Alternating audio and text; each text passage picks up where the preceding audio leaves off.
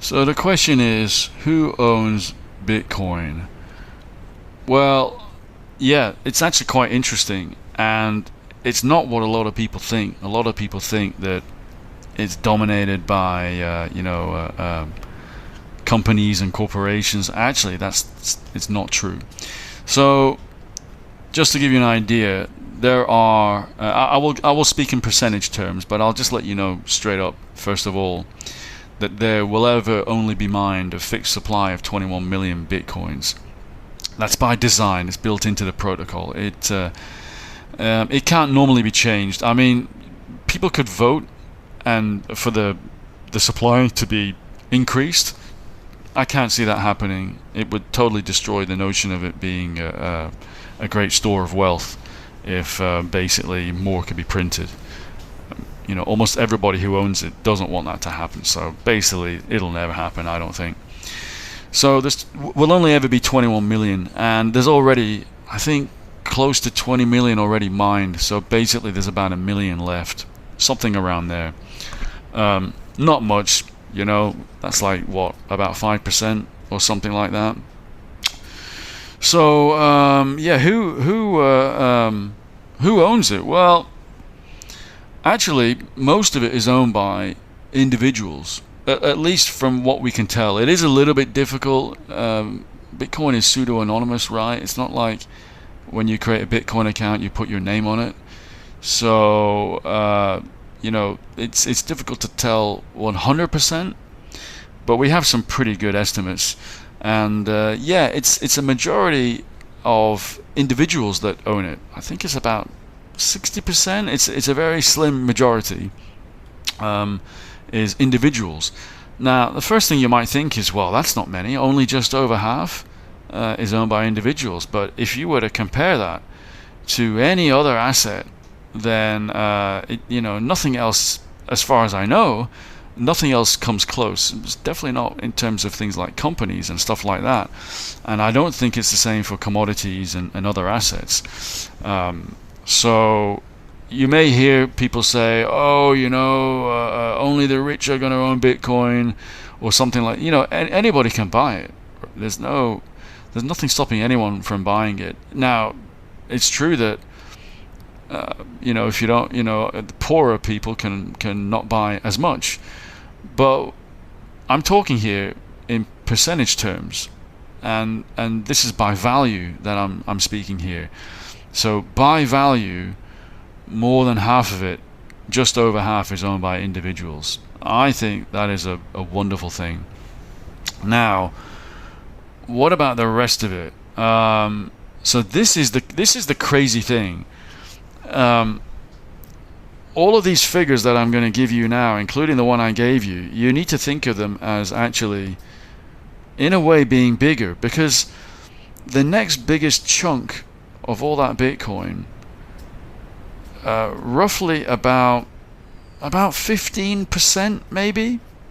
So we've already spoken about like 60%, and now I'm going to say so 60% is individuals, maybe 5% is going to be mined, right? So that's 65, and then around another 15%. Okay, so we're getting up to only 20% left. Okay, so about another 15%. This is the next biggest group. 15% roughly has already been lost. It's the equivalent to having some spare change in your pocket and losing it down the back of your sofa, and one day the sofa just gets thrown away and that money is never reclaimed. So yeah, 60% roughly is individuals, and about 15% is just lost forever. And this is largely because of the early days when Bitcoin was first mined. There were people who mined Bitcoin and then forgot about it, maybe threw their PC away, maybe deleted their wallet, something like this.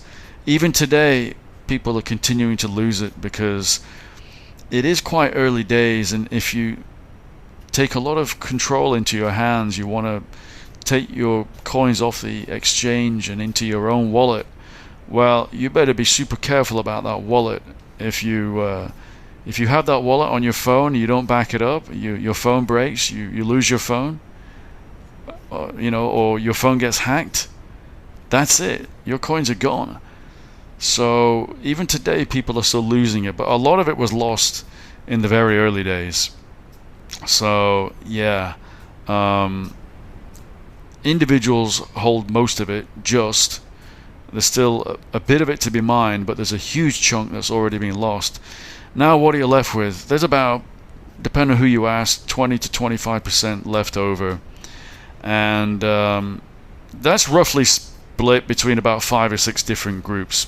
So yeah, it's not much we're talking about. Only about 20%, which is about what, 4 million bitcoins or something like that, is split between about 5 different groups, and these are the groups that normally own a lot of everything else out there in the financial world. So I'm talking about businesses, funds and ETFs.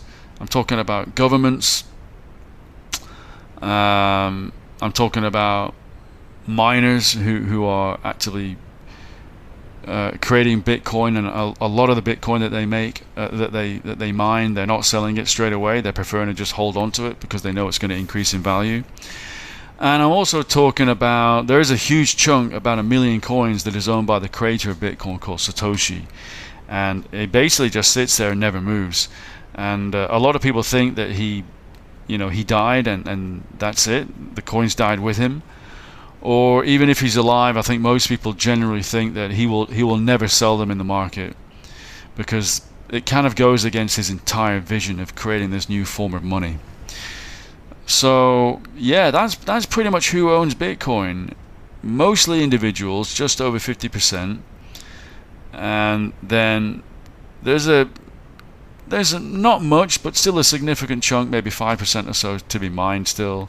There's a huge chunk that has already been lost, maybe 15%, and then out of that remaining 20%, only out of that 20%, you got all these different groups sharing that 20%: governments, companies, funds, miners, and Satoshi's original wallets.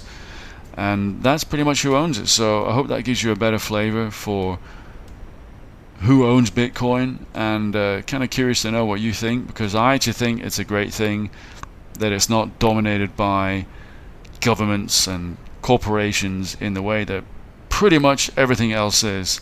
I think this is really power to the people, and I'm not giving financial advice, but I would encourage anyone to buy some Bitcoin. It's always a good thing when individuals own Bitcoin compared to globalists, governments, and dominating corporations and things like that. It's always a good thing for individuals to get a piece of the pie.